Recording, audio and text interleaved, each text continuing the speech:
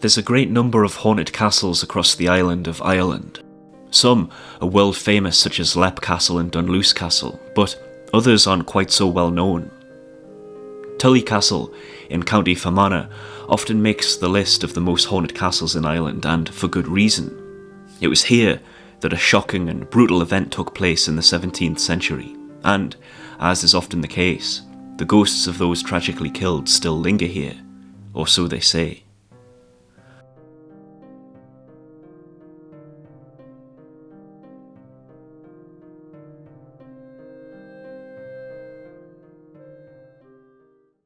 Tully Castle was built by Scotsman Sir John Hume between 1611 and 1613 on the southern shore of Lower Lough Erne. You can see the Scottish influence in the design, but his use of local labour also meant that Irish masonry techniques were used. Sir John built a village nearby, and 24 Scottish families lived here. This was during the Plantation era, where Ulster's demographics were greatly changed as King James I pursued a policy of settling Protestants from southern Scotland and northern England in land confiscated from Gaelic chiefs and the native Irish. Despite being the official owners of this land in Fermanagh, the Scottish families under Sir John's protection feared that they weren't safe here, given that the Irish vastly outnumbered them.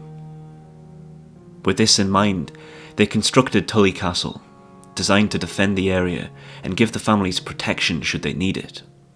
A high stone wall was erected, and 4 towers provided strong security. Indeed, it wasn't long before trouble erupted. In 1641, the Irish launched a rebellion demanding self-governance, an end to the discrimination of Catholics, and a return of the land confiscated by the Crown. The rebellion began on the 23rd of October, and despite being unable to take down the English government in Dublin Castle, the rebels had managed to occupy huge parts of Ulster. Religious and ethnic conflict erupted, with English and Scottish Protestants clashing against Irish Catholics. Thousands of Protestant settlers were killed or evicted.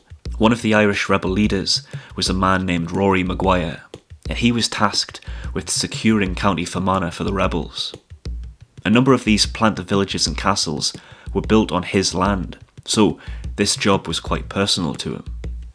Maguire besieged Enniskillen Castle, which was used by Protestant settlers for safety, but he was unable to take the place. So he turned his attention on Tully Castle.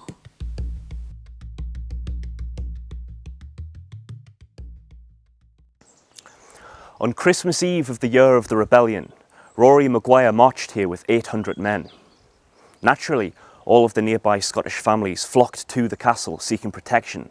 However, there was one problem. All of the garrison was away fighting.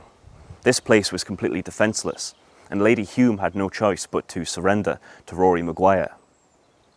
The few men that were stationed here laid down their arms, and the Humes handed over the castle to Maguire.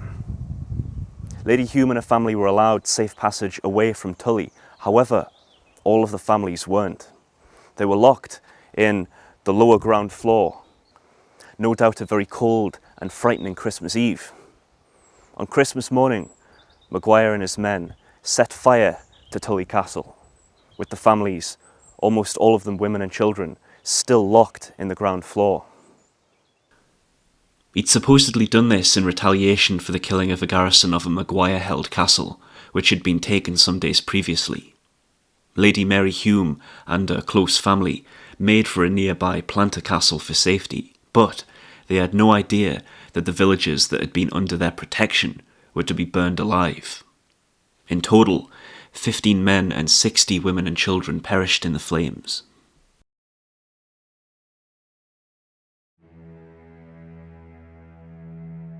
The Humes didn't return. The castle was never occupied again. Thus, the state you see it in now is the result of the rebels putting it to the torch, all those centuries ago. Many hauntings are a result of terrible massacres and murders, the spirits of those that died unable to move on, or the energy and feeling of such events finding itself trapped within the walls of where it took place. Many visitors to the castle claim to feel a dark and oppressive atmosphere as they walk the grounds. There are a number of claims by people that say they hear the phantom screams of the Scottish villagers as they were burned alive inside these walls. Several people also experience sudden drops in temperature while visiting, feeling very cold on a fine day. But it's more than just feelings and sounds that are reported from Tully Castle. On rare occasions, ghostly figures are seen wandering the castle grounds at night, and it's believed by locals that the ghosts of the men, women and children make a return every Christmas Day, the anniversary of their gruesome death. Are these sounds and sightings merely echoes from the past being replayed like a broken record? Or are these poor people still here, unable to move on? So if you find yourself around the lakelands of Fermanagh, you might want to stop by this place and spare a thought for the innocent victims of that rebellion long ago. And who knows, you might catch a glimpse of something.